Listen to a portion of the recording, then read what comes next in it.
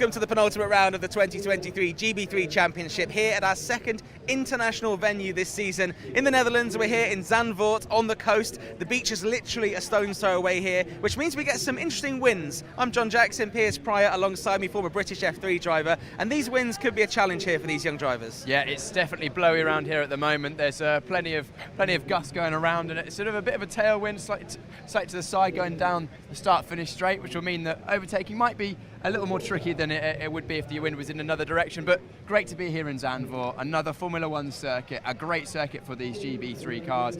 It'll really suit them, and the drivers will enjoy the challenge of trying to extract all the performance they can from them. Yeah, along with Spa and Silverstone, of course, you know, we have these three Formula One tracks that these young guys will be watching their heroes driving around. They'll have watched it for years, and they'll be dreaming of hopefully being in F1 probably one day very, very soon. As a young driver yourself back in the day, you'd have absolutely loved the idea of coming across here and racing at this track. Absolutely, what a great circuit it is. Zandvoort is a unique circuit, so much undulation change, so you know, a lot of unique characteristics, like even the newly added banking at the last corner in turn 3, which will be good fun to do. But that middle sector, it's so fast. You've got the fast downhill right-hander into another fast right-hander, and then all the corners kind of lead into the next one, which gives it a really nice flow, a real good challenge for the drivers. And as you mentioned, it's used on pretty much every single-seater championship, all the way up to including Formula One. So a great experience for all the drivers as well. Yeah, obviously Max Verstappen is used to seeing hundreds of thousands of people here in August when it's nice and sunny.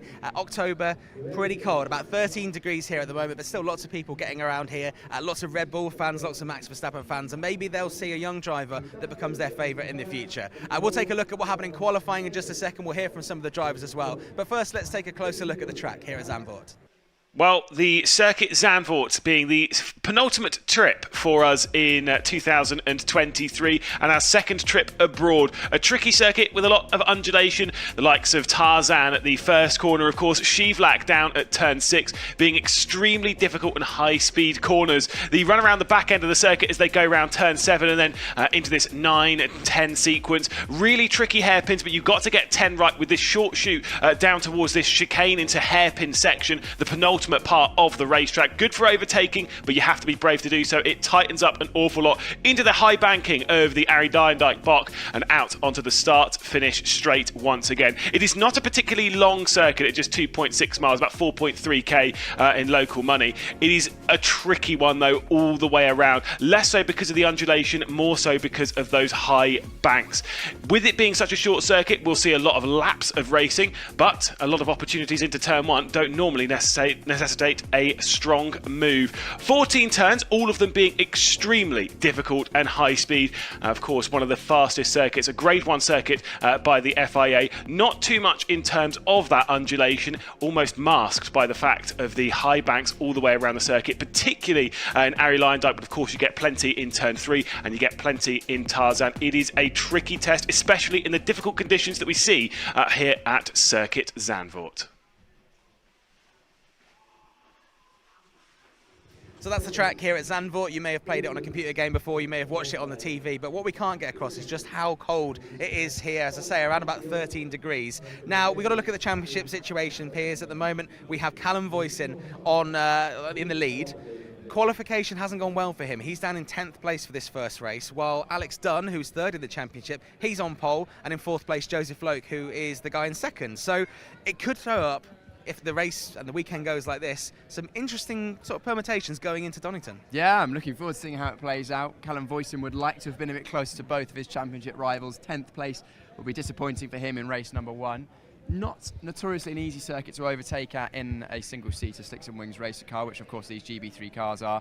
If the wind changes direction, which is not scheduled to, it might make it easier at least. Only a couple of really big braking points around here. I'm sure that Callum will be able to make his way through and gain some positions. We've seen on numerous occasions he can make positions when often others can't, but not ideal when his name championship rivals are in 1st and 4th.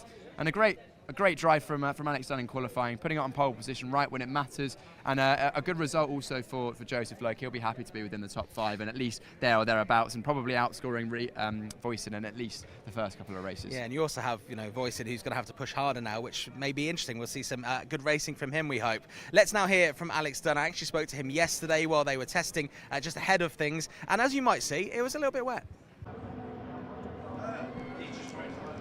Highlights then from the 6th weekend of the season at Brands Hatch, with the race down into the first corner. It was of course a pole position from Joseph Loke, who would lead from it, issues into the first corner, and unfortunately for Alex Dunn, it was a bit of an early enter into the gravel trap and an early retirement from the race. A big shame for the driver that's high up in the championship, came into it as a champion leader and was now struggling down the order, and unfortunately scored no points from this race. There would be a safety car courtesy of it once the race would get back underway. It was Joseph Loke leading from that pole position, have a great restart to it, pulling away from Callum Boyson.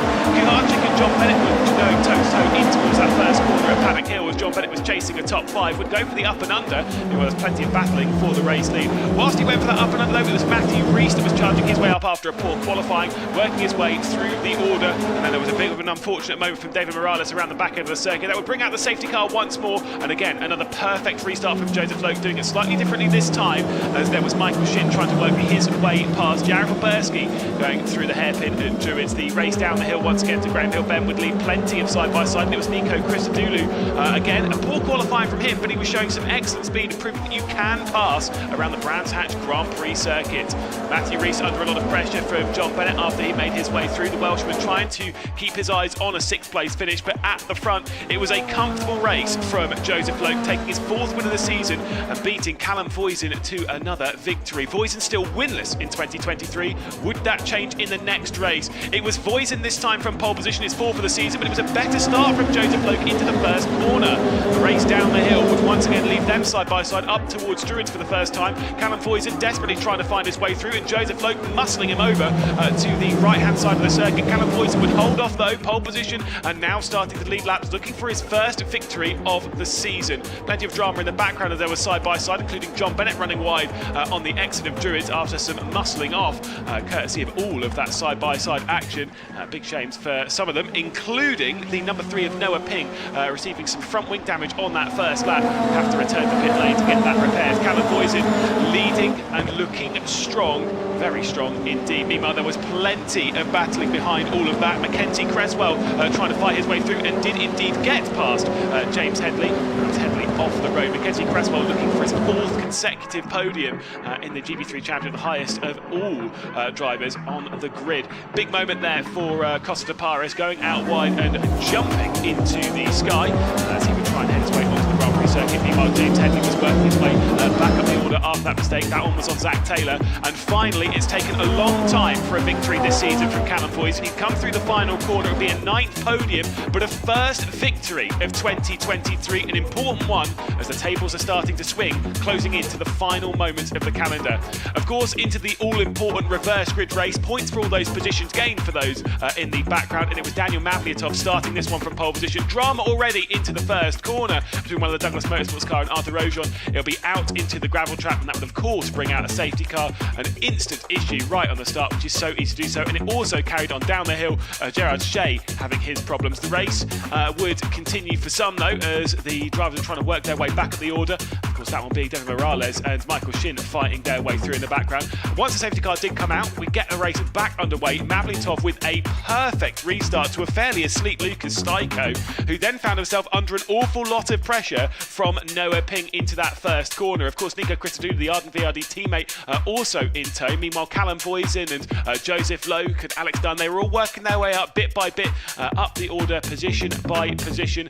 Big moment there for Max Esterson off the road going at Graham Hill Bend. We didn't see too many of those mistakes throughout the weekend, but it was kind of expected that maybe we would have seen some. It was fine for Daniel Mavliatov, but he'd come through the final corner, leading over from Nico Christodoulou, and it would be a win for the 3rd time for Mavliatov.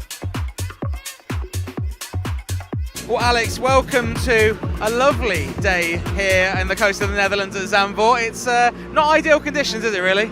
No, I think you can see by the background it's rainy and windy. I think this weekend's going to be quite tough weather-wise. You know, this is the first time pretty much ever where I've been in a racing car and you can really feel how bad the wind is. You know, especially up the straight and then the high-speed middle sector. You can really feel how the wind is affecting the car. So I think it's going to be quite a tough one. How do you go in these conditions? Do you back yourself against maybe some of the other drivers? Yeah, you know, I think every time I've driven this car in the rain, the pace has been really strong.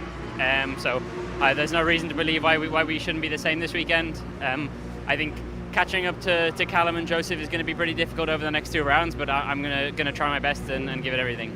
Well, I was going to say, you're coming into this at the start of the weekend, third in the championship, still very much in the hunt there, but you're going to need to have a good weekend to stay up there to potentially finish the job at Donington if things go your way next week.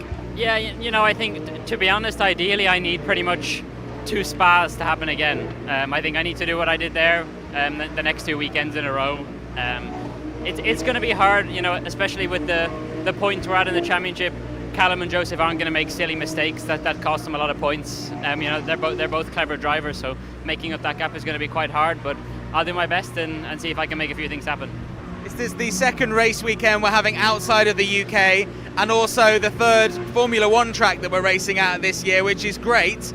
You were epic at Spa, 2 race wins there. What is it about maybe going to a European track that seemingly clicked with you, because it was a very impressive performance? Is it something that maybe you're able to adapt very quickly to different conditions?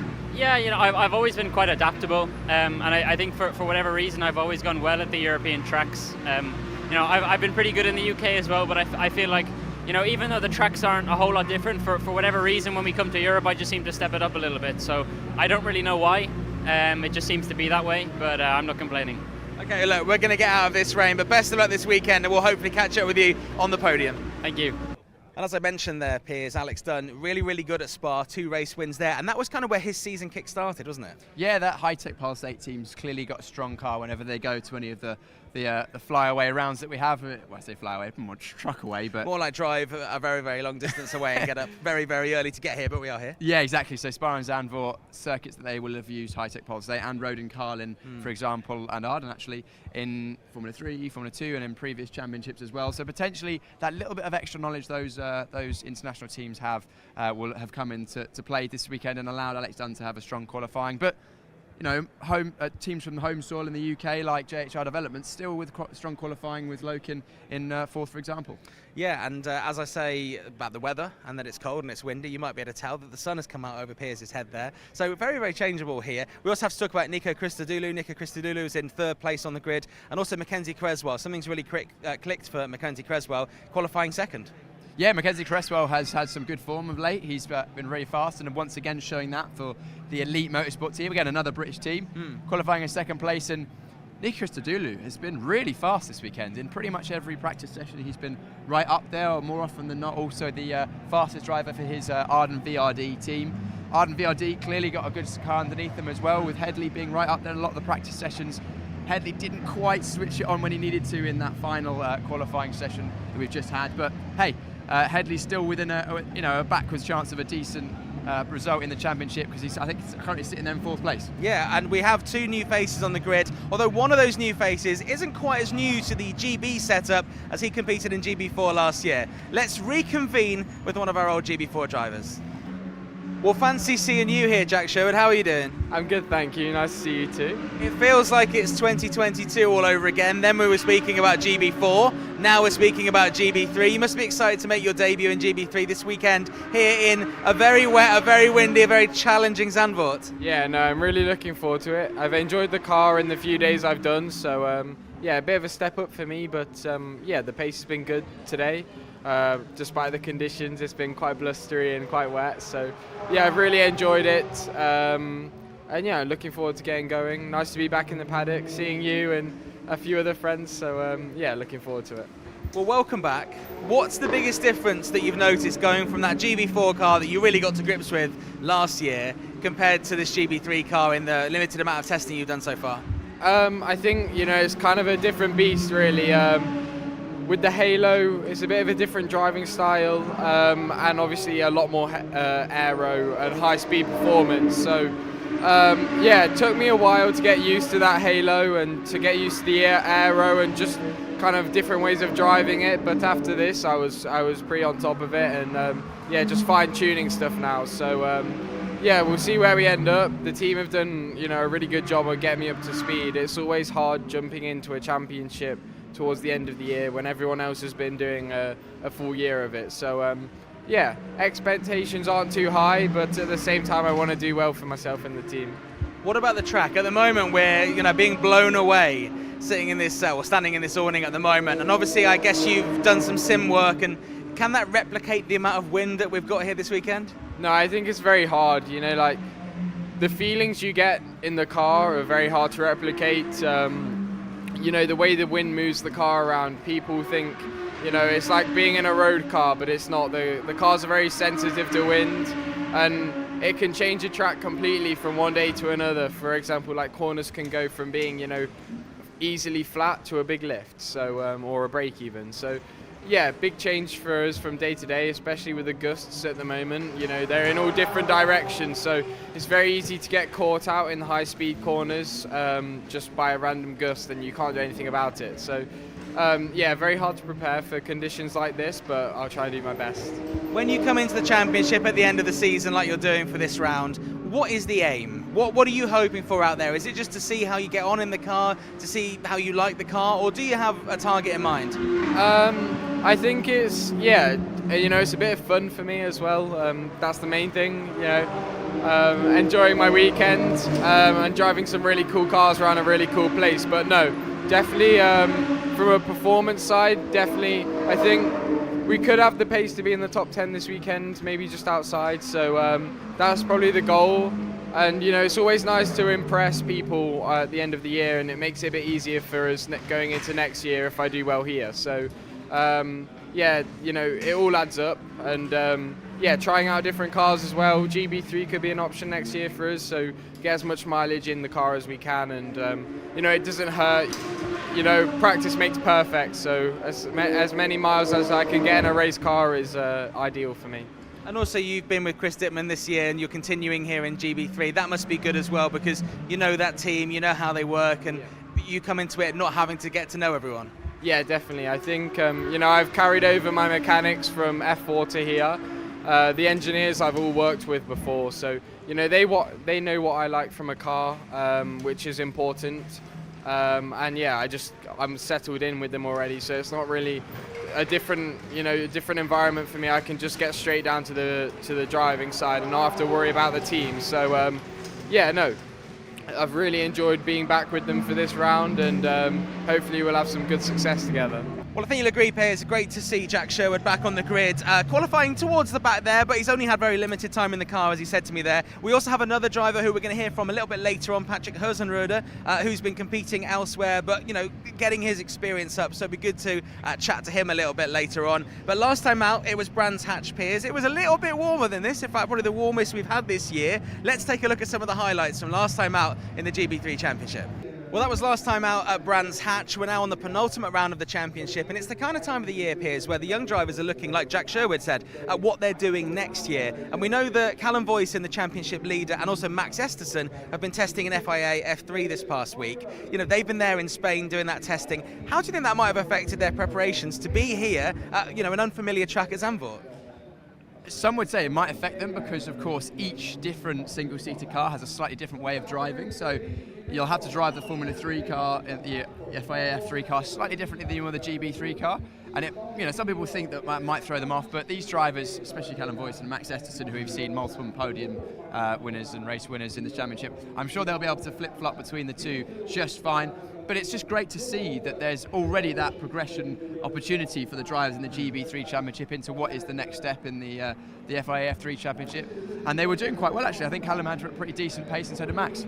We've also seen Luke Browning, last year's champion, doing some testing there after taking part in his debut season in FIA F3. But there are other drivers on the grid. We're not just going to focus on the drivers at the front end of the grid. I also caught up with some other drivers that are racing this weekend, starting with Hill Speed's Gerard Shea.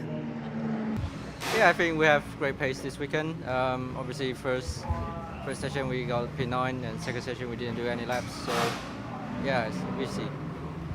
At Spa, you had your best results so far this season. You came 5th, you came 4th, so the closest you've come to a podium in the GB3 Championship this year. Is there something about driving in these European tracks that you like more than maybe the UK tracks? Yeah, obviously, like normally the European tracks kind of bigger than the UK tracks. So Silverstone is quite big.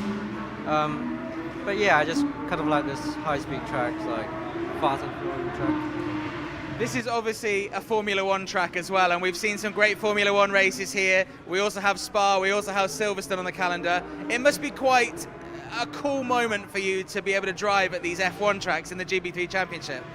Yeah, especially with this kind of cars, slide is fast, have big downforce, so it's very nice to drive these kind of cars around these tracks.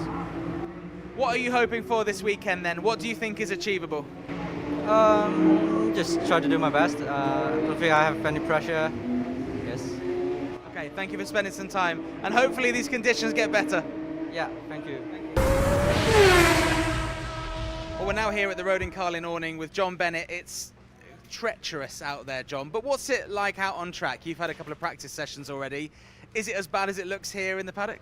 Yeah, it's as bad as it looks. It's it's very wet out on track. There is quite a bit of grip for the wet, but it's super windy as well, blowing around the car. All day it's been going like dry, wet. Now it's just absolutely soaked. And it's going to be about the same on the weekend. No one really knows what the weather's going to be like. But yeah, one thing for sure is it is going to be very windy all weekend, being right next to the sea. So that's something we have to keep in our minds, especially in the high-speed corners like turn 7, turn 8. But yeah, very wet at the minute. So. Do you think being a second-year driver in the GB3 Championship will help you because maybe you've got a bit used to all the different conditions that this championship throws at you? Yeah. Well, I've driven the car in every condition there is, and and obviously I'll have more of a feel of what it does when you do certain things. But then again, it's the first time all of us have been to Zandvoort, so it levels the field again. So yeah, I mean it's a learning weekend for everyone here. It's all just about how quickly you can get on it, as always, and then yeah, making the most of the conditions that you have. So. Currently sitting in the top 10 of the championship. What is the hope with 6 rounds to go for the rest of the season? Yeah, well, there's a bit of a gap to the top 7, really, but it's really just maximising the points in these final 2 rounds. Trying to get back on the podium, like it was at Silverstone earlier in the year. We were very strong in the wet, and this could look like a wet weekend. Donington could be wet as well. But yeah, it's just maximising the points and trying to take some momentum from the end of this year and bring it into next year. Finally, I have to ask you, because it's been a long drive over here, and I shared a car with Piers Pryor and Lewis McGlade, the commentary team, and Lewis had stopped off at the Salisbury John Bennett McDonald's. Can you explain a little bit more about this, please? Yeah, well, my dad does own some McDonald's stores. He's worked at McDonald's all his life, from a crew member actually flipping burgers, and now he sells them. So yeah, if anyone wants some fast food, go to McDonald's. So yeah, that's all I can say. Well, we can see the logo on the car. I think, and I think you'll probably agree that Lewis was probably trying to get a free hamburger or something like that. But best of luck this weekend, John, and hopefully.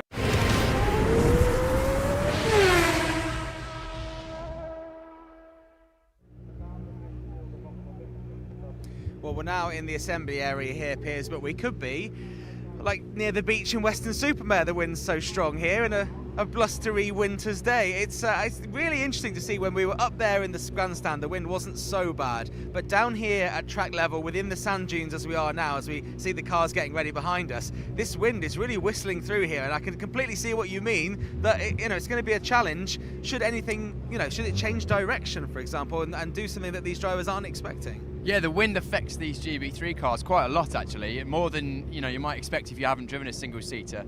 The big rear wings, the big front wings, the fact that the cars are quite long and quite flat, but they're also not very heavy, means that a big gust comes through the corner can quite literally blow you almost off the circuit, and you can turn in one lap to a corner when there's wind on your nose and you'll have great grip, and the next lap, if the wind's changed, can really throw it off. So I'm expecting to see a few minor little mistakes here and there throughout the races, because it can throw the drivers off, and concentration and being right on the point is going to be so important. But as a driver, you're not really able to be cautious, especially at this part of the season. You really need to go out there. If you're, Callum Voisin, who's qualified down in 10th place, you need to go out there and you need to make up some places to get up there with Alex Dunn and with Joseph Loke. Yeah, well, it's a weird situation that, being cautious, throwing caution to the wind. But no, Alex Dunn is the one that really wants to be pushing, or needs to be pushing on for that championship. He's got that deficit to Callum Voisin. We know he's been right up there with Voisin for most of the year.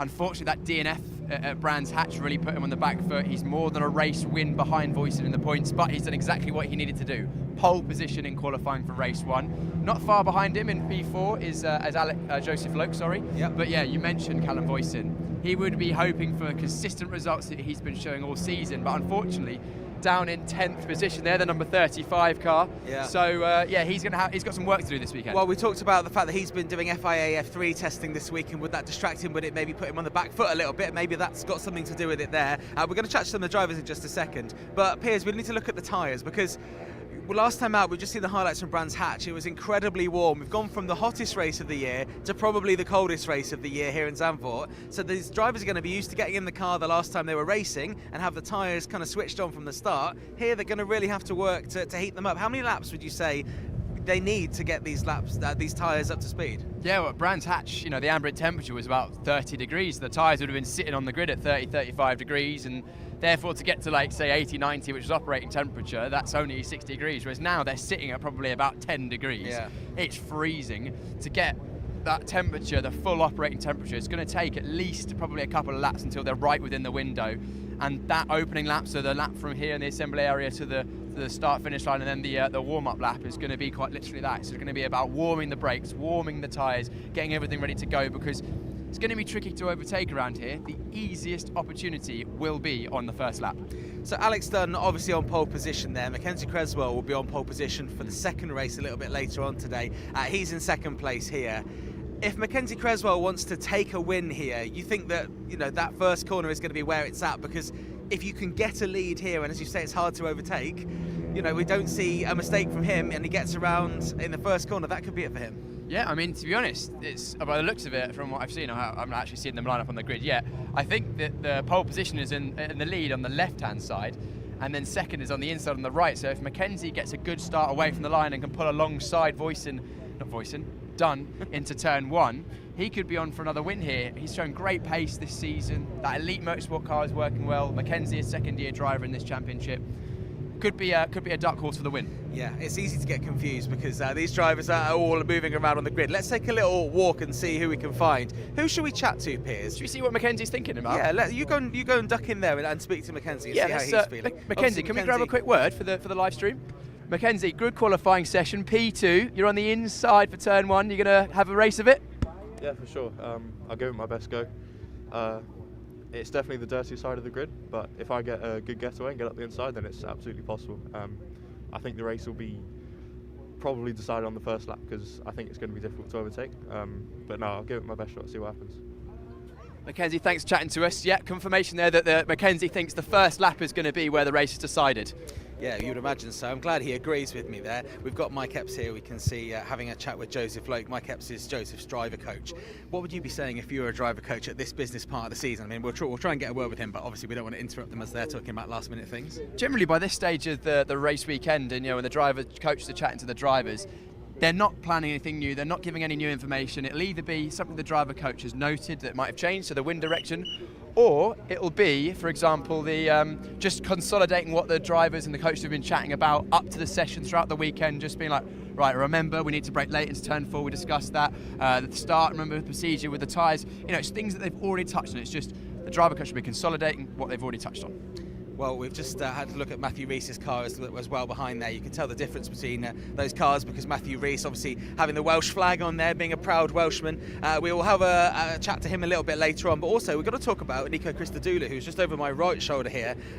He's shown great pace, as we mentioned a little bit earlier, all this weekend. And for Nico, he's been a little bit inconsistent. He's always been up and around there, but he's never maybe been this high up. So, something's really clicked for him as well. Yeah, Nico Christodoulou has shown great pace in all the practice sessions here. The Arden VRD car is working well. I might jump in and see if I can grab a word with him, shall I? Yeah, go for it. Nico, can we have a quick word for the live stream? Nico, pace has been really good this weekend, shown it in qualifying as well. What's your hopes for the race? Yeah, I'm confident we can get a good start and gain a couple positions. I mean, you never know what the passing is going to be like. Not a lot of us have had time to test out the dirty air, but yeah, I'm just going to play the race as it unfolds and see how it goes. Lap 1's obviously going to be the easiest opportunity. If you get a good start, you're going to go left or right? I guess we'll just make it a surprise. Brilliant, we will look forward to it.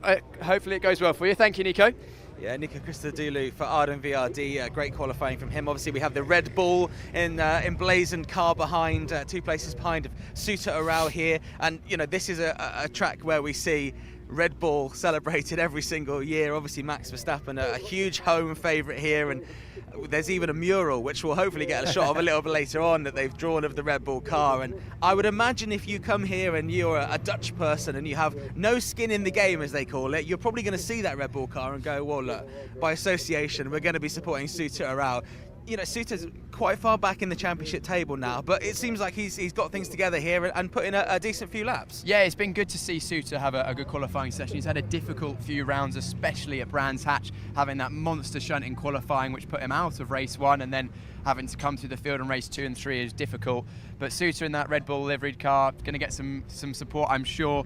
We know he can be quick. He was quick at the first couple of rounds and had a bit of a lull, but coming strong at the end of the season, exactly the way he'd want to end the year. And maybe we'll see that Red Bull liveried car back again next year. Yeah, you were saying to me a little bit earlier on today, it's one of the sort of most damaged cars you've seen, so great that they managed to get that car, you know, back that weekend, and they still managed to race. Obviously James Headley a little bit further back here. Yeah. Jared Waberski is a driver who we've spoken to a lot on this live stream before. You know, loved his story coming from South Africa, doing GB4 on like 3 days notice, to now move up to the GB3 Championship, obviously part of the BRDC Rising Star program as well. And it's great to see Jared, you know, actually, you know, putting in some good laps here and getting a better grid position. Yeah, he's good qualifying from Jared, a P8 I think it is, and you know, best qualifying he's had for a very long time. I think the Fortec team has struggled throughout the year. They've not been where they want to be, same as Jared, and they had a few niggles to the middle of the year, but they're on their way up. Jared was his leading Fortec driver, and he's also ahead of our championship leader, so he'll be buoyed by that, and then hopefully he'll use that as momentum to build into the remaining races this weekend and then into the final round at Donington in a week's time. Yeah, of course, back-to-back race weekends, which will be really, really exciting to see, especially with some interesting results this weekend. I'm just looking, we've got friends and family who have obviously come over here. I'm looking for a couple of faces I've already seen. Max Esterson's dad, Robin Esterson, is here. He's around somewhere. He was in the background of my mind, and I've just now he's just walked off, so that's fine. I was going to find him, but let's keep walking here. Let's have a look. Timek Kaharczyk on the right here in the blue Douglas car. He could be good to make up a few places here. Obviously, Timek will know these European tracks a little bit better than some of the British drivers. Did you ever get to race in Europe, Piers? Did I? Yeah. No, unfortunately I didn't, because the year I raced was COVID, so we only went to the British circuits, which is a shame. Oh, sorry. I don't want to rub it in. We can see behind us now the cars are starting to go out onto the track. Joseph Loke in 4th position, just going out there, Suter around the Red Bull car. And Piers, I've got to ask you, as I always tend to ask you at this moment, I have to say, spray from these puddles has just been thrown up behind us, so it's still a little bit wet in places. Don't think we're expecting any rain in this race. Perhaps, you see what I mean? Perhaps a little bit later on. But who do you think is going to win this race? I think it's going to be an Alex Dunn win if he can get away at the start, but that's all about the start. We heard from Nico Christodoulou and Mackenzie Cresswell, first lap is going to be the deciding factor. I think if Mackenzie Cresswell can get around that first corner, I think he's going to get a win today. But Piers, we've got to let you run off quite a long distance actually to get to the commentary box and join Lewis McGlade. Let's go racing for the first time here at the penultimate race weekend in the GB3 Championship. We're racing at Zandvoort.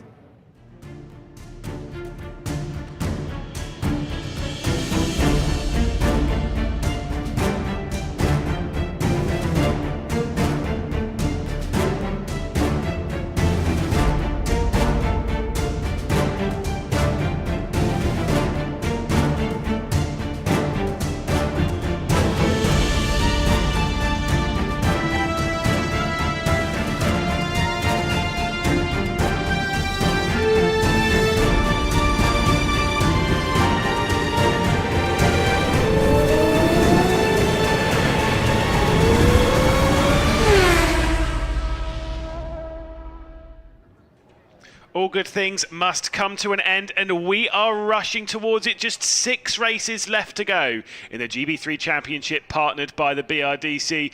It has been a long road, though, and one that looks like it's going to be ever exciting as we reach the climax. Alex Dunn there, you can see, starting from pole position, set a fastest first and final sector to set that pole position time earlier on. Absolutely fantastic from him.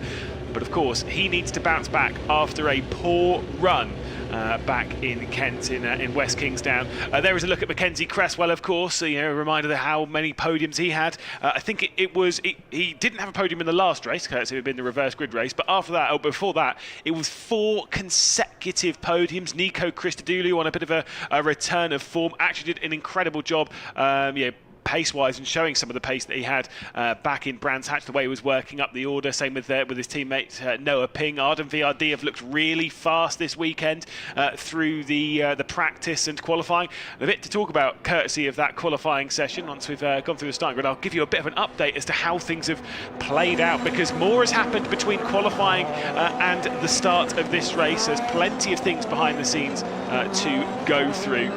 Course, should be a fantastic and thrilling race here at Zandvoort. The first time we go racing in the Netherlands in the GB3 Championship. Should be an incredible run. Our second away round. We'll take a look at the starting grid though. Of course, it'll be Alex Dunn from that pole position, looking extremely strong. There it is. Mackenzie Cresswell starting from 2nd position, again alongside on that front row, but trying to beat Alex Dunn in that first corner is not going to be an easy one. Behind that, Nico Christodoulou, one of his best qualifyings we've ever seen. Joseph Logue, pole position last time, 4th here. That'll be absolutely fine. Suta Arao in 5th place, with Matthew Rees starting from 6th. An excellent qualifying session for the Japanese driver there. James Headley starting from 7th, with Jared Oberski, one of his best qualifyings in GB3, rolling from 8th, with Timmy Kuharczyk and Callum Voisin, championship leader, down in 10th place after an issue in qualifying. We'll talk about that in a moment. Ollie Stewart in 11th place, with Zach Taylor starting from 12th, and then we cross over the halfway point of the grid as we roll into the bottom half. John Bennett not looking quite as fast as he was back in Brands Hatch. Max Etherson starting from 14th position alongside him. Arthur Ojon and Devin Morales starting from 16th position. A bit of a disappointment there for JHR Developments, that were looking quite strong here. Ed Pearson in 17th. Costa Taparis starting from 18th position in his Rodent Carlin, before we get to Noah Ping, who did a great job working his way up the order back in Brands. We'll have to do the same thing again. Gerard Shea alongside in 20th, who had a great run the last time we went international.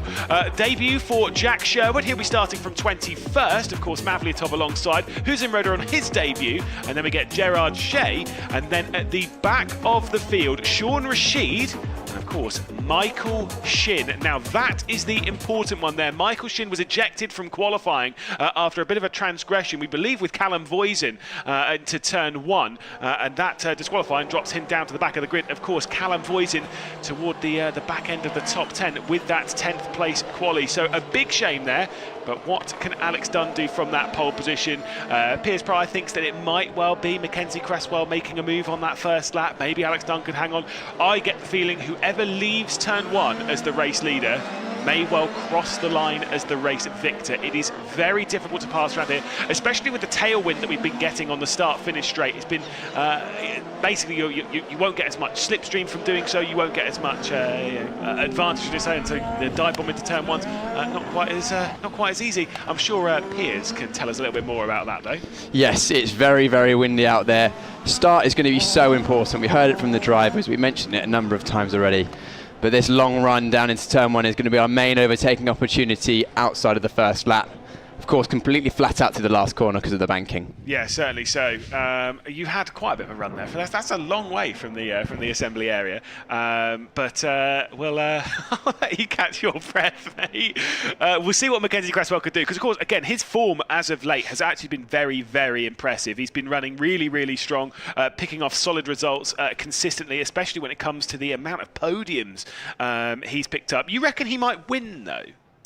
Well, you look at Mackenzie Cresswell. He's actually on the inside of the circuit. Of course, it's a 1-by-1 staggered grid, so Alex Dunn still has the advantage, assuming he gets away well. But there is Alex Dunn, our pole sitter. But Mackenzie Cresswell can jump Alex Dunn in the first phase of the start. Dunn won't be able to squeeze him down, and then that could be the race taken, because it's going to be very important to get into the first corner ahead. Well, Alex Dunn has won twice this season. Both of them were on the international round. We went to Spa. Can he do it again here as we head to Circuit Zandvoort? As we prepare ourselves, the red lights will go off and we'll be racing down to the first corner here in the Netherlands. A poor start there from some in the mid-pack. I think it was a good one for Callum Voisin. And there's contact already as James Headley's coming comes straight across Kuharczyk, and that'll be James Headley straight out of the race at T1. That was crazy scenes, but I think it was good for our race leader, and that is Alex Dunn holding on to the race lead.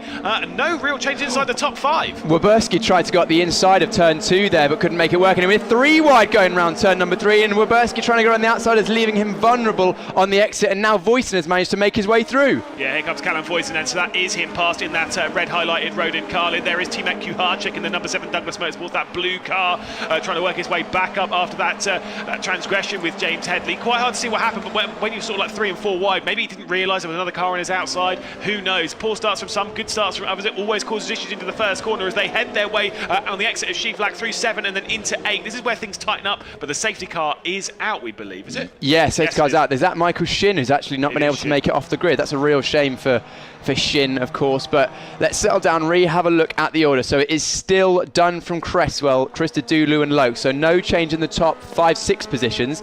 Then in 7th, a great start for Callum Voisin. Yeah, obviously he would have picked up a couple of positions from Kuharczyk and from Headley, both with their issues into that first corner, so that kind of makes sense from there. I think the other one he might have picked up, I'm not sure. Werberski. Yeah, I was going to say it would have been probably Werberski there from that one.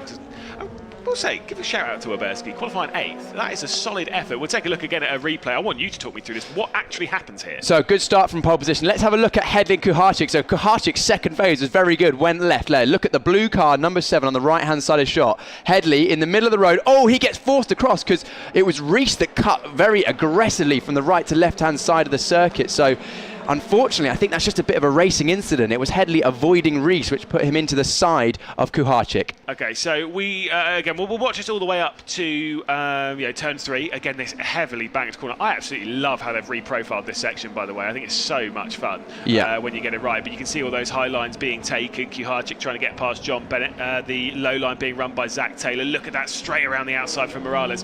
But what I was going to say, we all watch Formula 1 and we all see them darting around. And a lot of the times when they're going down to that first corner, you see them like move over, and it's almost like an instinctive reaction for the other car to move back over. How hard is that to learn? Because the spatial awareness must be unreal, and obviously we saw it not going the way there. Yeah, it's just one of those start incidents. I think that is sometimes inevitable. I believe it was a racing incident because from these shots that we've seen, again, we don't have the onboard cameras available to us live, unlike which, of course, the stewards and the clerk of the course will have a look at afterwards. They always look at first lap incidents, but yeah, there is Headley's damaged car. He won't be able to continue, so that's a championship hit for Headley. But Rees, I mean, he's entitled to take the space if it's there. I don't know whether he had an overlap with Headley.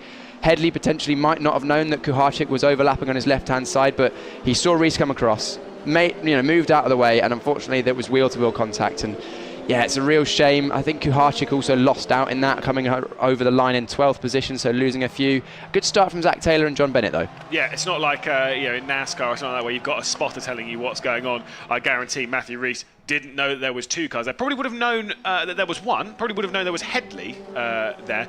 Wouldn't have known that Kuharczyk had a decent start and dragged himself alongside. So you give the space to the 1 car, but not to the 2. And for me, I agree. I think that's just...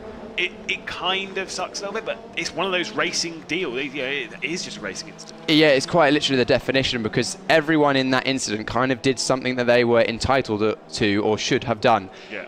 And Rees did the right thing in terms of racing, and he's also entitled to go from the right-hand side of circuit. He was closing down on the inside of the car. I can't remember who it was on his inside. He was closing them down to not give them too much of a run. Are we going green this lap? So.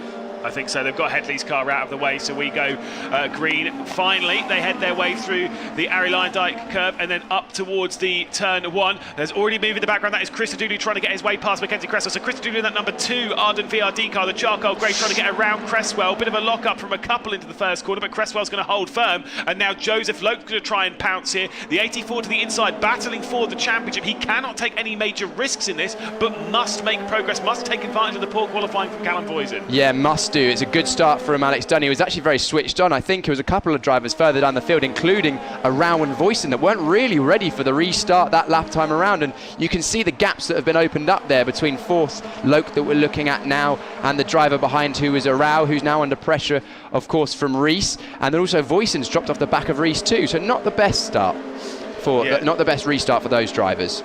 Well, Shooter Arau, I mean, you've got to kind of remember with him, he's not had a particularly good season. A few retirements, finished in the top 6 back in Alton Park, but realistically from that point on has been not great, is the way I'll put it. But seeing him on a circuit like this, a tricky circuit, where everything's kind of equal. No one's really driven this circuit that much. Yeah. The idea that he gets to jump in and show it's his form, I think it's showing really, really well. Yeah, it's a great end to the season. Hopefully he can continue that at Donington as well. That would be good for him. But Suter is now fighting his way forward, of course, trying to bridge that gap to Loke ahead while also soaking up the pressure from Rees. The front of the field, it looks like Alex Dunn's had a really good restart lap, and it's now Cresswell that's coming under pressure from Christodoulou in 3rd place. The whole grid seems to be coming together ever so slightly now. I think those gaps have all kind of closed up a little bit. Yeah, I think so. Like I say, once things get into the flow around Zandvoort, it can be a little bit tricky to overtake, because when you get corners like turn 3 here, it is hard to find your way down the inside, because the fast line, you've got to kind of treat it like if you know your NASCAR, like Darlington, where you want to run, or Bristol even, where you want to run up basically by the wall. Around here, you want to run up basically along the white line. You don't really want to get too low. Was there a bit of smoke? Yeah, that was just a plank though, Lewis. Don't worry about that. That's just the compression, the exit of that turn 6 corner there. The cars will bump and rub against the ground, and they've got a resin plank in the middle of the car underneath, and then when it gets rubbed on the circuit after a second or so, it starts to smoke, and basically it's just burning off the top layer really. But yeah, no issue there as far as we're concerned. Alex Dunn doing what he does best when he starts in pole position, that's driving away. He's basically broken the toe already at the end of the second of the flying laps after the safety car. Yeah, and as much as his car might be smoking, it seems like he's smoking at the moment. We'll see quite a lot of that around here, but Dunn is pulling away. 1.3 seconds, of course. Half a second back then to Christodoulou. Joseph Loke in that 4th position. Then Suter around Matthew Rees, Callum Voisin. Bit of a gap back to Jared Roberski. A bigger gap back to John Bennett, who did not qualify very well, but Bennett's done a good job to work his way up into 9th place. Of course, ahead of Ollie Stewart, who's looking good in that Fortec car as... was it Fortec? Sorry, it's Elite. I don't know why I said Fortec there, but we'll carry on. Yeah, John Bennett's done well to just stay out of the trouble on the first lap, and we're now looking at the battle, which is probably the closest battle that we can see at the moment between the blue number 7 of Kuharczyk, of course was involved in that first lap incident with Headley, and then the white car behind him is Max Sesterson. We've also got Noah Ping and the CDR car there of Artur Rojan, who's having a decent showing as well. Yeah, certainly so. I mean, we'll give a bit of a shout out to one of his CDR teammates as well, of course. One of the drivers that's moved up from GB4 last year, has raced elsewhere this year. That's Jack Sherwood, 20th place, trying to just keep his nose clean in this one is Sherwood, as is Husenroder, our 2 debutants for this round. Costa Paris then straight around the outside. There must have been an extremely slow run there from Ed Pearson coming off of Shevlak. Yeah, it's such a technical middle sector in this circuit, and the corners all lead one into the other, so if you make a mistake on one corner, it can hurt you to the next section. And that's clearly what Alex Dunn is doing very well, is stringing those together as he sets a decent first sector and then a personal best and best overall middle sector, a 10.5 faster than pretty much anyone else in that middle sector. So Alex Dunn running away at the front of the field at the moment, but that gap for 2nd, 3rd, 4th, 5th, 6th, 7th, 8th, so basically Mackenzie Cresswell down to Rees and even Voisin is kind of all slightly coming together. It's pretty much half a second between them, so small mistake, you could lose 2 or 3 positions. Oh, what's that? There's some debris. Oh, it's a plastic bag, sorry. Thought there was a piece of front wing or something that came off one of the cars. Ed Pearson, by the way, is coming to pit lane. I did wonder if his car was having problems. I did see him go slow through turn 8, turn 9. And so I think it wasn't just a slowdown going through Shevlak. I think he has a car issue. So unfortunately for the number 41 of Ed Pearson, that car will be returned to pit lane for Fortec. And there... not so great 2023 kind of continues. They had a great run in 2022, mostly courtesy of Yol Grand Force, our favourite. We do love a bit of Yol Grand Force. And then, of course, even in GB4 with Nick Taylor, their season has not been quite as strong this year. They've not really pieced it together, whether you can say that's down to things not really clicking drivers-wise. Maybe that's the strength of field really just increasing and being turned up to 11. There's a lot of factors to it. Yeah, unfortunately, not really hit the ground running. Like even Max Esserson, who looked so strong last year at points in the Douglas Motorsports car, just hasn't quite looked the same. Right? No, it's a real puzzling one, because Fortec Motorsport, decades of worth of experience right at the front of pretty much every single seated championship they've ever driven in. And then there's they've had all the struggles this year with reliability and speed, but I'm sure the Fortec Motorsport cars will be right back up there as soon as everything starts clicking once again, and I'm sure next year they'll be right in the championship hunt once again. But talking of the Fortec Motorsport car, this potentially is one of the closest battles again in the top 10, which is on the white and red car with the yellow highlights that we're looking at just now. Waberski is coming onto the back of Callum Voisin. So that's coming up. There was a lock up from the. Is that from? I think it might have been Zach Taylor. Yeah. It was. It looked like one of the CDR cars. Zach Taylor being the one in that spot. Yeah, you're absolutely right. I mean, like I say this about Fortec. I mean, compare that to where Waberski is. That was a very high line being taken there from Callum Voisin. Seems to work though. I was going to say, you've not raced around here. Would that work though? Well, I mean, in Formula One, you see them going right out almost up to the white line. I don't know actually. I can't remember this weekend. Are we running to MS UK track limits regulations, or are we running to the FIA track limit regulations? Because they are slightly different. The FIA, you're allowed to take 2 wheels over the white line if it is just a white line. In the UK, if you're running under MSV or MS UK regulations, you are only allowed to run up to the white line if there is no curb. So I'm not sure whether. I think we're FIA this weekend. Not sure, and we'll come back when race 2. We'll be able to give you more on that because I'll look into it. But the wide line through turn 3 clearly working well for Callum Voisin, because he lost a bit of time on the way in, but gained it all and more on the way out of the corner, and was starting to apply the pressure to Rees ahead. But you've got to be really brave to do that. You know, you're kind of taking a little bit of a risk with the barrier. You're running up high. Is it, if you're coming off the corner, because it's so banked, as you come off the corner, will the car get like really light and maybe even like a risk of a spin or something like that? It's a weird corner, and I've driven it in the simulator, of course, but not in real life. And the wider you go, the more minimum corner speed you can carry, because the corner is less tight. As we're now looking at Noah Ping defending from Arthur Rojon in the background. Rojon looking around the outside of Tarzan, which can be done, but you need more of an overlap before the entry of the corner to make that work. And you can see an example there. That was Christodoulou going on the wide line through turn 3. The wider you go, the more minimum speed you can carry, the more exit speed you can carry. But of course, you're travelling much further, so you have to balance those 2 factors. I'm just going to bring up, by the way, everyone's first sector as a bit of a rough one, as we can see this fight a little bit further down the order. 16th place, this is Arthur Rojon, and you've got Costa Paris. In the first sector, most people are running around about a 1 minute, a 31 second and a half, like 31.4, 31.5, in that kind of vein. Alex Dunn on the last lap set a 31.0.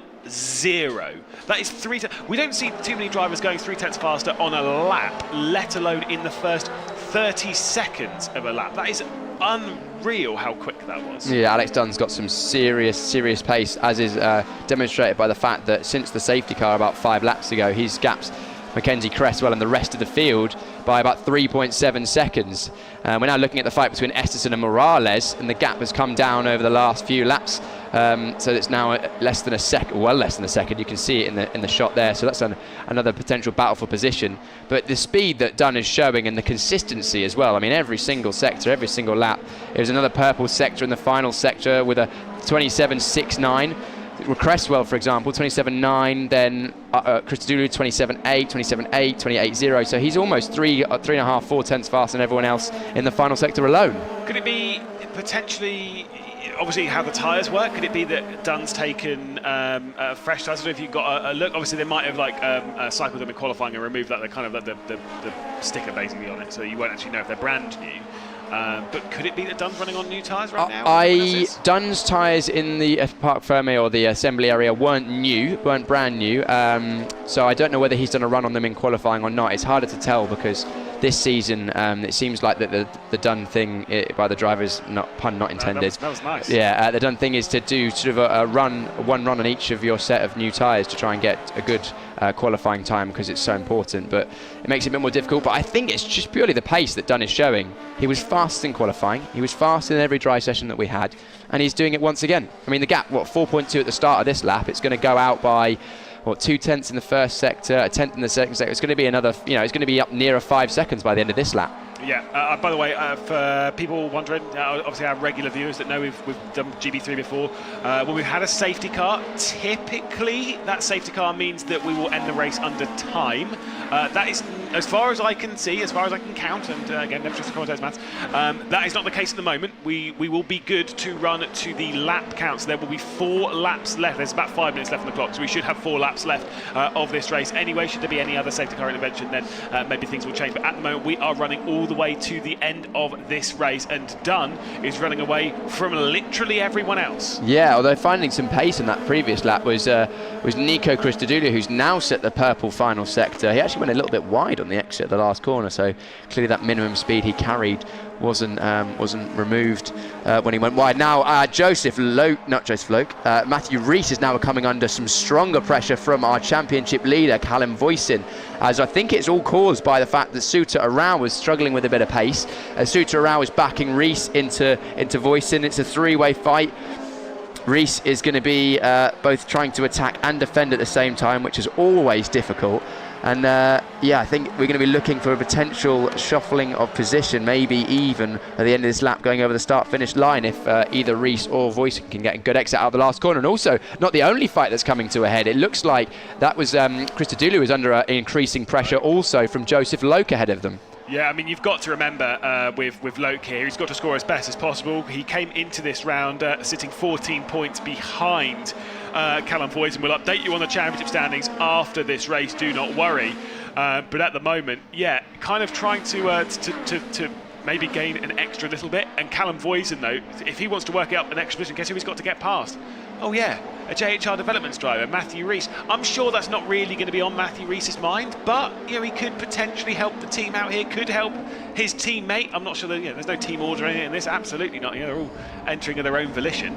Yes, all the drivers racing, of course, for teams, but it's less of a teams championship potentially than in Formula One, because the drivers are not paid by the teams. In fact, they bring the budget to the teams either via a funding of their own or sponsorship. But now Callum Voisin right on the rear of Matthew Rees. Is he going to go for a move into turn 6? No, he's looking around the outside now.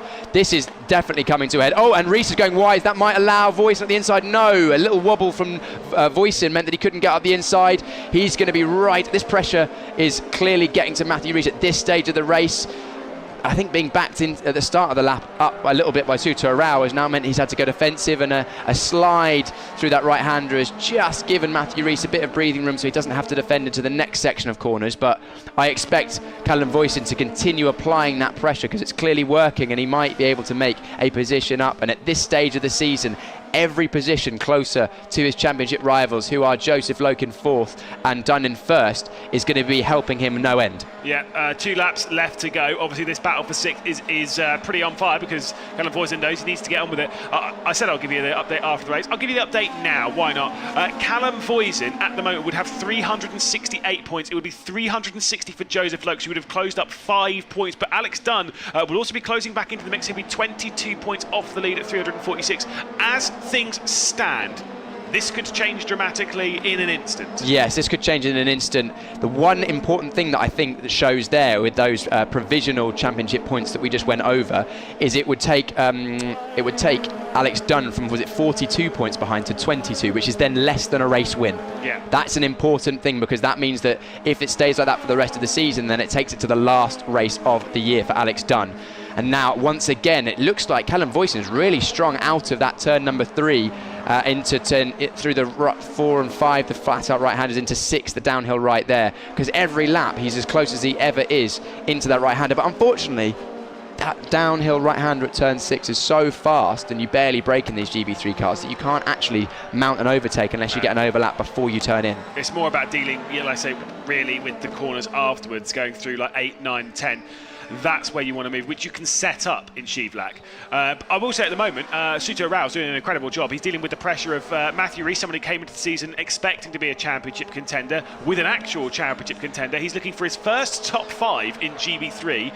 And remember, with Souter Arau, he, of our full-time drivers, he is the 2nd lowest in the standings. He's not doing this in a reverse grid race. He's doing this in the first race, in the first qualifying, with the fastest laps they've got. It's an incredible run as Joseph Loke's right in the back of Christodoulou. He sends one into T1. He's firing it into Tarzan. That was a bold move from Joseph Loke, and that championship lead closes down once more. That is an excellent move for Joseph Loke. As soon as we cut to that shot, I pointed at the screen because I saw that was coming. Joseph Loke was close enough that he could launch a challenge into Tarzan turn 1. He jinked to the inside, braked late in a straight line, just washed wide a little bit of the exit, squeezing Christodoulou, but it was all fair. Good driving from Christodoulou, to be fair, to give him space, but I think Christodoulou could have done with a bit of a defensive manoeuvre into turn 1 there. It was a risk to not move to the inside, especially considering that Cresswell and Dunn are so far up the road. Yeah, I mean, Christodoulou not defending there was a bit odd, but maybe he's just looking for getting some decent points. But what do you make of this drive so far, though? Absolutely insane. 6 seconds nearly ahead. Yeah, it's just imperious pace, isn't it, from Alex Dunn? And we've got a move here. It looks like that Callum Voisin had an overlap on the way into this left-hander, and he's getting a cutback, so we're going to be side by side into the final sector. Callum Voisin needs to be careful. He can't afford a mistake here. Reese will be defending with all of his might. However, Voisin needs to get through if he absolutely can in terms of the championship, and now he's got a wider entry, so which will mean he's able to potentially get alongside into the second last corner. It's all going to be the drag to the line. Yeah, certainly so, but it's going to be tight. Unfortunately, not here though. Alex Dunn, way out of shot. He crosses the line, 6.2 seconds clear of the rest of the field. An insane drive for his 3rd victory of the season. Cresswell and Loke will cross the line to round out the podium. Christodoulou, Suter Rao his first top 5, and I do believe that Matthew Reese has been able to fend off Callum Voisin, so for the championship lead things close down even further. It's not going to be 8 points, it's going to be close to 5. Yeah, that Reese being able to hold off Voisin has not only helped Reese's own championship challenge, but also has extended the deficit that Voisin had in that race, which has brought the championship together. So this is all shaping up very, very nicely, Lewis, for our overall championship fight. It's all come together. So Voisin has lost out to both Reese and Loke. So the gap to Dunn. Dunn. So Dunn has closed up on Loke, and Loke has closed up on Voisin. This is getting tasty with just 5 races remaining in the GB3 Championship after this one.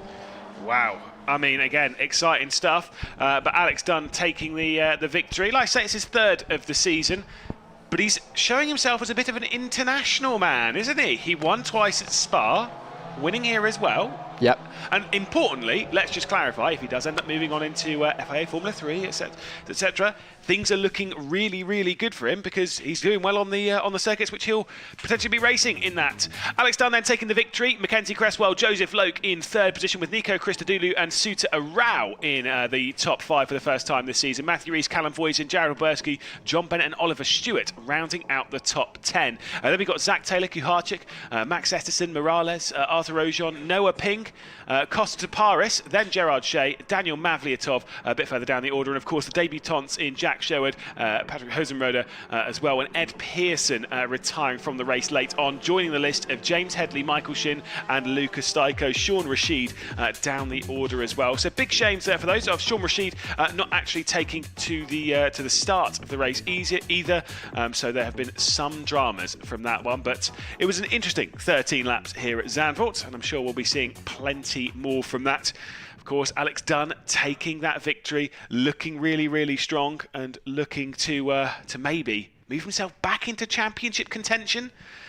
I mean, it's a bold one, it's a risky one, but it's a potential. A driver like Alex Dunn is certainly one that you cannot forget about in the championship, nor can you forget about Joseph Loke, the driver who finished in 3rd in that race. Of course, the high-tech Pulsate driver straight out of the car, over to his team. You can see Mike Epps there. Closer shot will be straight over to having a little bit of a chat with his driver. Of course, that one being Joseph Loke. There you go. Mike Epps straight over to say a couple of bits. And Loke's looking strong, I've got to say. That bold move, it was an aggressive move, it was bold, it was exciting though. We don't see too many moves around here, and we're just seeing more of what Joseph Loke can deliver in the GB3 Championship, and maybe he could be a potential champion. Got to remember, though, we've still got a long way to go. 5 races after this. 2 more here in Zandvoort, 1 more here later today, and then, of course, 1 more tomorrow. And then in 8 days' time, we will have our champion. Will it be Alex Dunn? Will it be that driver there? Will it be that driver there? Or will it be Callum Voisin, who is not on the podium? Issues in qualifying for him after a bit of an incident with Michael Shin. Will probably head down to John Jackson, who's catching up with our podium now. Thank you very much, Lewis. Normally drivers have a hat by this point, but I don't think, can't see a hat being forthcoming, so I'm going to jump in here and chat to our race winner. Alex, congratulations. That's exactly what you wanted to start this weekend. Yeah. I did mention there'd be a hat. Sorry, you can put the hat on, it's fine, don't worry. Contractually you have to wear the hat, so we'll just do a bit of happy. Yeah, keep everyone happy there. Pirelli will love this. You look great. That's exactly what you wanted to start this weekend, isn't it? Yeah, absolutely. You know, I said at the beginning of the weekend that I think personally I needed to raise my game a little bit. You know, we've been missing a little bit at some points of the year, and yeah, you know, we hit the ground running when we came here, and the pace was really strong. So I'm happy to execute it properly. How was it out there in terms of the wind? Because it felt like the wind picked up a little bit just before you started, and you know, we're standing down here in the pit lane, and it's seriously windy here. How was it out there? Yeah, you know, it was extremely strong.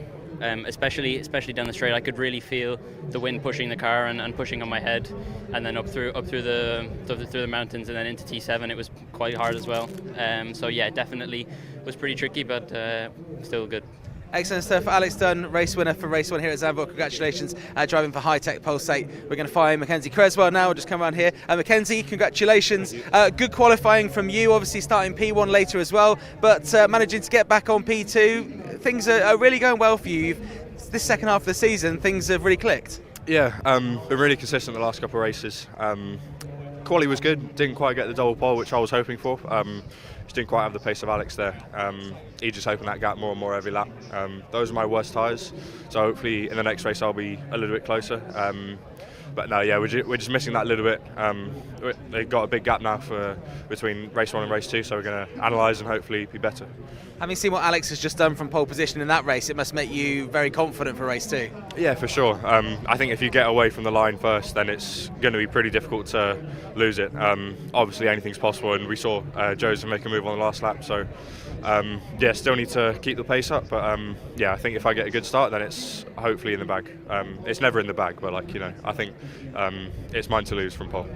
Excellent stuff. Congratulations on coming second. Mackenzie Creswell there with Elite Motorsport. We'll speak to Joseph Loke here as we saw him pull off that late move. Joseph, congratulations there. You were very patient there behind Nico, and you chose the right moment and you managed to get it done. Well, it was actually impatience was what caused me to fire it down the inside. But, you know, I knew I was a lot faster for the whole race. And, you know, I tried as hard as I could to get as close as I could. And towards the chicane, I was getting close and stuff. And then just the last corner, he'd just pull away in the dirty air. And I was just really struggling with just getting a run onto the straight. Luckily, he went a little bit wide going onto the last lap, and I was like, right, if I'm going to do it, you know, it's my only chance. And I was going down the straight, and I wasn't really catching him. I was like, I don't know if I'm close enough, but I just tried the move. It worked, and yeah, just a lot of points we really needed to claw back. Looking at the bigger picture, obviously Alex winning isn't ideal, but Joseph, you're Joseph, but with Callum Voisin being back down in 7th, that is a positive. Yeah, 100%. Obviously, it's all 3 of us have closed up on each other in that race. But you know, I've gained a lot of points on Callum in that race, and I can be really happy with how I executed it. I think the start could have been better. There was no 5-second board, which caught I think all of us out. The lights just went on and off, but. Yeah, the start could have been better, things like that, but you know, P3 is still really good. Obviously Alex winning isn't ideal, but we do have a good points buffer at the moment to him. Obviously it would have been cut short, but yeah, we're still definitely going the right way about it. We'll see what we can do tomorrow. Obviously it's going to be a bit more difficult, starting 1 position behind, but you know, we'll see what we can do. Second race is coming up later today, of course. Oh yes, it is. Yeah, you got a long gap, so it's all right. It's fine. You can go put your feet up for a bit. I'll go and have a nap. Good. Joseph Loke for JHR Developments. Congratulations, coming third there. Little quirks, I guess, of being in a different country without that 5-second board. Let's watch these guys get their trophies as we take a look at the podium. Well, cheers, John. It's obviously interesting to hear there from some of our drivers. They'll be able to take a break now until we get into the race, because there's another one coming up later on today. Surely a well-deserved nap for quite a few of these drivers. But it was a crazy first race, and again, a very well-deserved one. We'll take a look at highlights from it as Alex Dunn would lead us off from pole position. Mackenzie Cresswell close in the charge in the background, but it was that better start. There was already drama in the first corner though, with Kuharczyk being squeezed off by James Headley as Matthew Rees would come over the road. For Kuharczyk to be able to stay in the race, for James Headley it would be a retirement that would bring out a safety car courtesy of that rear wheel being pulled off the car, and so once the safety car would come back in, it was the lead once again in control of Alex Dunn. Mackenzie Cresswell feeling the pressure from Nico Christodoulou, and of course that run from behind Joseph Lowe, trying to see any opportunity that he could pass as they were trying to look for a move. Obviously for that battle for third, it was getting quite close. Christodoulou feeling the pressure. Suter Arau also feeling the pressure from Matthew Rees and Callum Voisin behind. Suter Arau looking for his first podium in the championship. There was a big move down the inside from Joseph Lowe. Genuinely incredible. Just bold, brave, exciting as he would work his way through onto the podium, closing in once more on the championship leader, who we see here trying to find his way past the JHR Development's teammates of Joseph Lowe. That one being Matthew Rees, unable to make his way past, miles clear of everyone though was Alex Dunn taking his third victory of the season. Mackenzie Cresswell coming in behind for yet another podium. Again, a fantastic result in the championship. Callum Voisin will be leading the title race, but only now by 5 points. Alex Dunn behind is closing in on 346. Mackenzie Cresswell, Matthew Rees, those are really outside of the run. Maybe Mackenzie Cresswell on his run can close his way back in and maybe steal one of the top 3 positions. Who knows?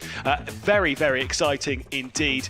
But Callum Voisin looking strong at the moment, but the issues that he's had in qualifying could well drop him into a struggled position in the championship. Will he lose more later on today? I think priority for him is trying to lead the championship, leaving Zandvoort, because of course, again, I've said before, there is just 5 races left to go in the 2023 season. With Callum Voisin, taking that victory back in Brands Hatch, it's pushed him further clear coming into Zandvoort, but coming into this round, he might well be losing. That's the problem. That's the scary thing. You do not want to be going into that championship finale with a points deficit, especially considering, again, it's the big reminder we give you all, that the season finale is in a week's time. They do not have time to process everything of what's going on. They don't have time to breathe. They don't have time to understand where they are. They literally just take the points they've got, they take where they are, and they head straight into Donington Park in a week's time. We'll be going around the Grand Prix layout. Who knows who's going to come out on top? We do have 3, though, properly fighting for it, and that's the exciting bit. We caught up with a couple of those. Hopefully we'll be catching up with Callum Voisin in a few moments' time, because definitely want to see how he's feeling right now, because I'm sure it's not the most comfortable, where you've got his championship rivals, Joseph Lowe, Alex Dunn, going so strong. That's kind of a cause for concern, especially when Alex Dunn goes so well abroad, as we're seeing so far, and he's showing that once again here. FIA Grade 1 circuit seemed to go well for the Irishman. Again, pushing on strong. It's a 22-point deficit, though. That's kind of a cause for concern. I think he'll be very glad that he came into... coming straight to Zandvoort, or coming straight into an international circuit where he knows he goes strong at Spa. He's gone well here.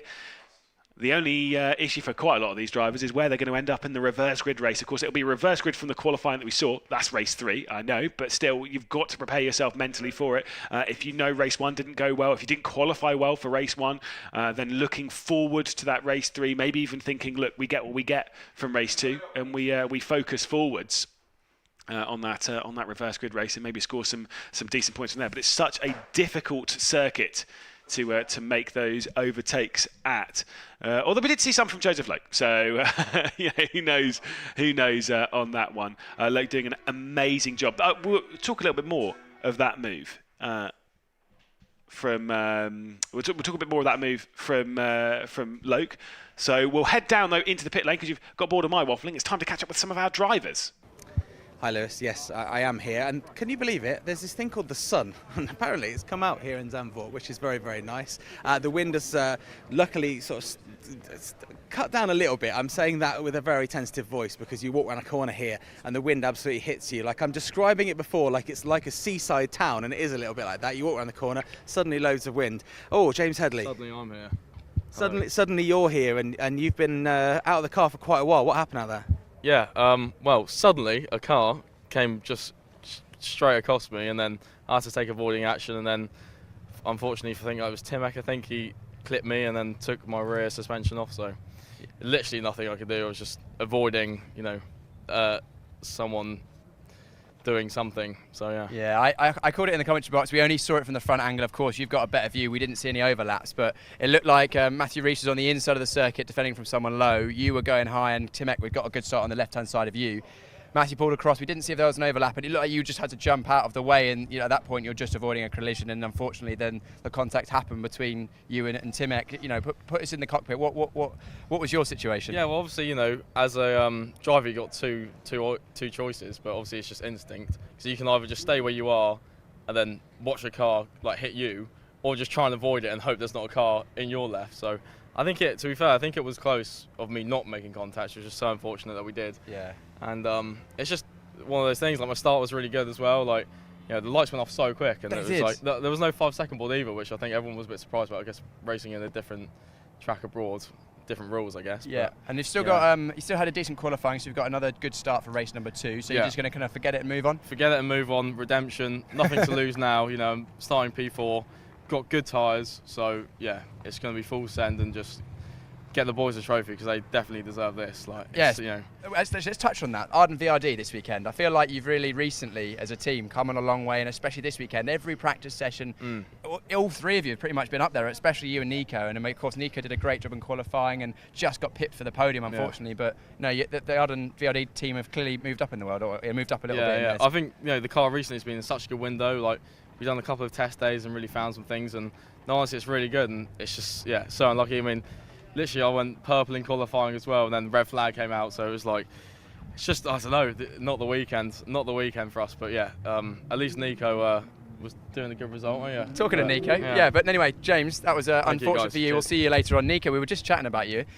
Callum, of course, James is just saying that Arden VRD doing a great job at the moment. You have been right up there in every single practice session, right there in the race. Unfortunately, just getting pipped to the podium, but still a great result. Yeah, it was tough. It was a tough race. I mean, this track is one of the most physical on the calendar, so last few laps was pretty difficult, especially with a huge tire drop-off. I was just trying to keep it calm and bring it across the line, and unfortunately got nipped in the end, but what can you do? It's still a good result, though, P4. I mean, talk to us about how the car's feeling out there, because the wind must be affecting the cars as well. Yeah, I mean, one lap through a corner, you think it's like, oh, I got a lot of grip, I can push more. Next lap, you get a huge gust of wind, and you almost stuff it in the wall. So I mean, it's you just got to judge it well. You got to judge it well indeed. And then you spoke about the physicality a moment ago. I mean, we're not quite at sort of Qatar Formula 1 levels with the heat, unfortunately, but it's a lot of G-forces and it's a high grip circuit. Yeah, I mean, I know a lot of the drivers out there, you see them, their faces when they get off, they're like, damn, that was hard. But, yeah, it was the last 2 laps were pretty much all right, got to end this now. And then when you say the physicality, is it just you're out of breath, the neck, the arms, or is it just a bit of everything? It's just sore in the muscles. After a while, long G-force corners, you sort of get a bit tired, and yeah, it's the arms, the neck. But that's what you train for, though, right? Of course. Exactly. And Nico, great result. You got a good starting position, I believe, for race number 2 as well. What's your hopes for that? Yeah, P3. I mean, everyone in the top 5 got an equal bad start, so I mean it was pretty fun, but yeah, try going the inside this time. You'll all be a bit more prepared for the lights going out a bit quicker. Yeah, exactly. Nico, thanks for chatting to us. Great result, and we'll see you for race 2. See you later.